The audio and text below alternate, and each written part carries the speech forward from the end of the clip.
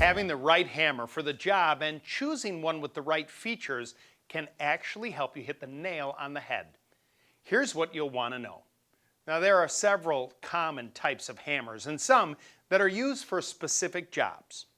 A claw hammer gets its name from the deeply curved claw. It's a go-to for many jobs around the house. A light-duty version is useful for hanging pictures and tasks where you're driving in a small nail. On a big job, a heavy-duty hammer is more durable and does part of the work for you. You'll need one to drive large nails into hard surfaces or when you're tearing apart or building anything. Rip claw hammers and framing hammers have some features that help during demolition and construction. A straighter claw helps you get into tighter corners or wedge between boards to rip them apart. Some have more of an hourglass shape to direct more force towards the face of the hammer. A larger face makes it easier to drive larger diameter nails.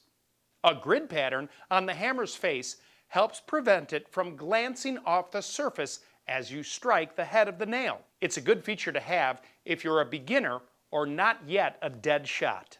Pulling nails is a common task when you're framing out a wall, so you'll usually see a longer handle that's shaped and attached more like a hatchet handle that gives you extra leverage.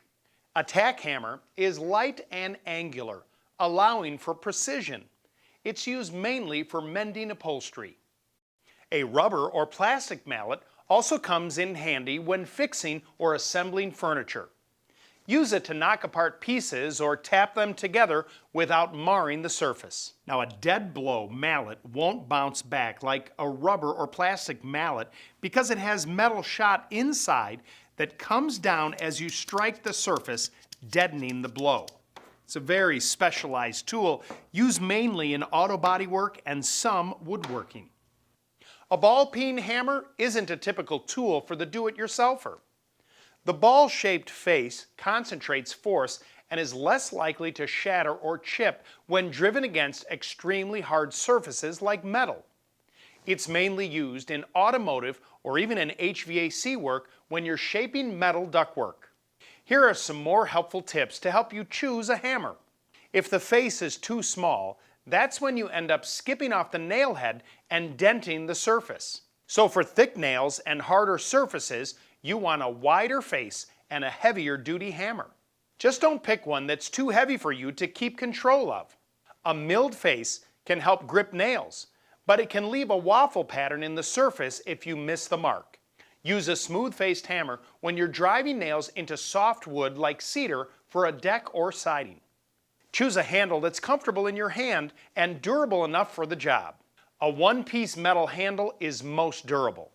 A fiberglass handle is lighter and absorbs some of the vibration. A wooden handle is easy to replace if it breaks or cracks. For the tips, advice, and tools you need, visit your neighborhood Ace and find us online at acehardware.com.